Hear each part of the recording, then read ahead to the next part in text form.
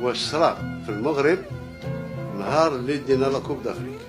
امين امين. وتاني عاوتاني بغيتي تضروني في راسي. هذا السؤال منين جبتوه؟ علاش مشكل الشعب الجزائري علاش ما كيحبش الشعب المغربي؟ لا. السلام عليكم خوتي العزاز، مرحبا بكم في فيديو جديد، وكنتمنى ان شاء الله تكونوا مزيان وبخير. في هذا الفيديو هذا غنكتشفوا واش كاين شي حب بين الشعب الجزائري والشعب المغربي ولا كاين غير كراهيه. حنا عارفين شكون السبب ديال هذه الكراهيه هذه، والناس بزاف عارفين الا بعض المغفلين هما اللي ما عارفينش. ولكن حنا غنشوفوا اولا الشعب المغربي، نبداو من الشعب المغربي نشوف واش كيحب الشعب الجزائري، ومن بعد ننتقلوا للشعب الجزائري واش نعرفوا هما واش يحبونا ولا يكرهونا. المهم نبداو بالفيديو الاول. بسم الله، شوفوا معايا هاد الاخت شنو كتقول. حس حنا خوا شنو الفرق بين المغرب والجزائر؟ رحنا لاصقين بعضياتنا جيران اولا جيران مفتخره بهم. حنا كنبغيوكم وحنا وانتوما واحد. خوا ديما خوا حنا ما سوقناش في داكشي السياسي بحق حنا كمجتمعات. دابا غننتقلوا نشوفوا الجمهور المغربي، الجمهور ديال الوداد. المهم هذا الجمهور ديال الوداد راه في يعني كيتحسب الجمهور المغربي، راه كاين بزاف ديال الناس اللي كيتبعوا الوداد. المهم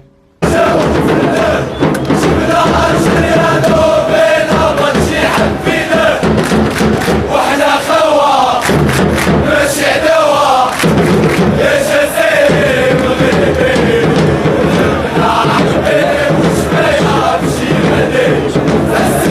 دابا ننتقلوا للحدود بين الجزائر والمغرب. هذه القصه هذه يعني المتني، تفرجوا معايا الخوت. ياسين راني انا فاصلك وي ان شاء الله. قراو شنو مكتوب تحت ديك الايه. امين امين. والله الا اول مره نشوف هذا الفيديو هذا بكاني الصراحه، والله الا بكاني بالله. الدموع ديالي غرقوا. ما قديش دوك المسافه قريبه، خصنا بزاف الوقت باش نوصلوا لهم. والله الا حرام السعيد خويا، حرام شو حرام. لا حول ولا قوه الا بالله، حسبنا الله ونعم الوكيل. أنا نزهة مدينة وجدة اللي كتوجد في الحدود بين المغرب والجزائر. أنا الابنة ديال واحد الأم الله يرحمها جزائرية. هي جزائرية ودايا مغربي، وكانت تجي عندنا وحنا نمشيو عندها. اختي مرضت وكي مرضت صفت قطع الرحم. قالوا لنا خصكم تجيو تشوفوها، راها عاطله، ما صبناش القدر. هي ما صبناش القدر، هي كي توفات مشينا، هي كي خلطنا حنا صبناها دفناها، ما شفناها ما والو، ما شفناهاش كاع وما تسامحنا معاها ما والو، ما شفناهاش. جاو مخطوفين ما حضروش يعني في القولة ديالي صافي تدفنات. تما من شفناهم يعني حسينا بالألم، الله لأنهم الله ما قدروش يشوفوا اختهم. الله يخلص اللي كان السبب. هذا سميتو قاطع الرحم، من قطع الرحم قطعه الله. كردوا معنا هذا حديث ديال الرسول صلى الله عليه وسلم، قال لك من قطع الرحم ما قطعه الله. ما تشوفنا هادو راه قطعوا الرحم بين الشعب الجزائري والشعب المغربي. كما كتعرفوا الدم تخلط، وهذا متزوج من هنا وهذا متزوج من المغرب وهذا متزوج من الجزائر، يعني سبحان الله. شوفوا معايا هاد الدراري خوت على الحدود. هذيك قناه الشرق هذه تخرج عليك، قطعوها. برافو عليك، برافو. قطعوها ما تفرجولهاش. وهذيك غير ديال المخزن العسكر، وما حنا اللي عندنا المخزن مسقوط. شوف بيناتهم غير 10 متر، 10 متر بيناتهم، غير 10 متر. سبحان الله صح. تجي اوروبا ولا تجي اوروبا تلقى بيناتهم خط، هذا يدوز الا بغى يدوز وما كاين لا ديوانه لا بوليس لا والو. سبحان الله، الله يخلص اللي كان السبب وصافي. انتقلوا نشوفوا هاد الاخ شنو كيقول. مع الشعب الجزائري دائما خوا كنقول جزائر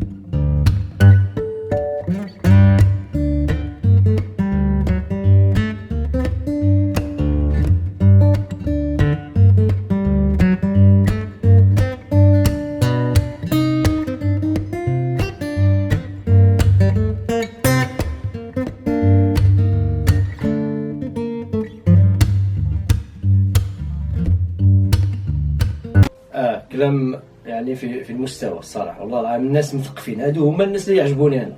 خلينا من دوك الحبشه. دابا الخوت غنشوفوا واحد الفيديو عجبني حتى هو الصراحه. ها هو يرسل الشكر إلى الشعب الجزائري الشقيق الذي أظهر حقيقة الدولة الجزائرية، ولسنا بحاجة إلى سياسة فرق تسود مع كبرانات الجزائر. إنكم لا تفعلون ما تريدون ولكن الله يفعل ما يشاء. لماذا لا نجتمع بكلمة سواء؟ لماذا لا نجتمع بكلمة سواء؟ نترك الفتنة إنها نتنة، كما قال النبي صلى الله عليه وسلم، هذه الفتنة نتركها إنها نتنة. أسأل الله سبحانه وتعالى أن يجمع بين القلبين، أن يجمع بين القلب الجزائري والقلب المغربي وبين سائر وأمم الأمة الإسلامية. الله يجازيك بخير، والله العظيم قلت الهضره هي في المعقول. ننتقلوا لخوتنا الجزائريين شنو كيقولوا على الحب لهم المغاربه، واش كيحبونا ولا كيكرهونا كما كنشوفوا في الاعلام الجزائري. غنبداو بالرئيس، والله حتى نبداو بالرئيس الخوت، الرئيس تبون غنبداو به. شوف شنو قال على المغرب. نقول شهاده لله،